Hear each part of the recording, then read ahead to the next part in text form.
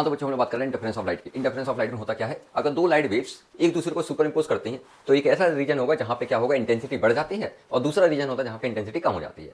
ऐसे फिनोमेना को नाम दिया जाता है इंटरफेरेंस। अब पर्टिकुलरली अगर बात करें इस फिनोमेना में होता क्या है, जब भी दो वेव्स जिनकी फ्रीक्वेंसी सेम होगी और उनके बीच का फेज डिफरेंस या तो जीरो हो या कांस्टेंट हो और जो ट्रेवल करें वो सेम डायरेक्शन में करें, ये जब हम सुपर इंपोज करेंगी तो एनर्जी का रीडिस्ट्रीब्यूशन होगा, due to which the intensity at one region will be maximum and at the other will be minimum, as a result of which the phenomena of interference occurs.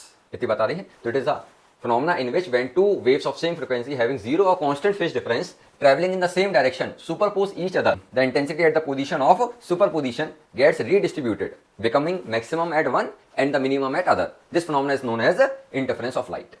अगर बात करते हैं इनके types की, basically there are two types of interference.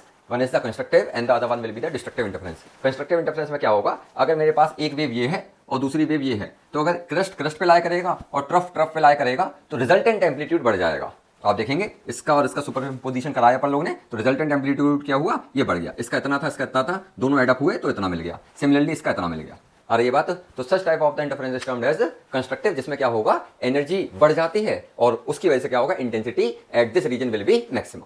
Clear है। Destructive की बात करते हैं। डिस्ट्रक्टिव में क्या होगा, if the crest of one wave lies over the trough of the another then again the resultant amplitude is opted by the difference of these two. तो अब देखिए, इसका अगर ज्यादा माना मैंने, इसका कम माना, तो रिजल्टेंट ऊपर की तरफ मिलेगा और इस वाले का क्या मिलेगा, रिजल्टेंट नीचे मिलेगा। इतनी बात आ रही है बेटा, क्लियर है, क्योंकि ये वाला ज्यादा है ये वाला कम है, तो रिजल्टेंट हमें नीचे मिला। तो आप देखेंगे यहाँ पे एम्पलीट्यूड कम, और ऐसा जाना था कि intensity is proportional to the square of the amplitude. अगर एम्पलीट्यूड कम तो इंटेंसिटी इस रीजन में क्या हो जाएगी, कम हो जाएगी। तो ये कहलाएगा हमारा क्या, डिस्ट्रक्टिव इंटरफेरेंस। इतनी बात क्लियर है। अब बात करते हैं what are the condition for the constructive और डिस्ट्रक्टिव इंटरफेरेंस। तो दो कंडीशन याद रखना है, एक है phase difference and the other one will be the path difference. तो फेज डिफरेंस जो होता है कंस्ट्रक्टिव के लिए वो क्या होता है, 2n पाई, और डिस्ट्रक्टिव के लिए होता है 2n+1 into pi. Similarly path difference की बात करें, पार्ट डिफरेंस यहाँ पे होता है n लैम्डा, और यहाँ पे कितना होता है for the destructive 2n+1 lambda by 2। तो this will be the condition for the constructive और डिस्ट्रक्टिव इंटरफेरेंस।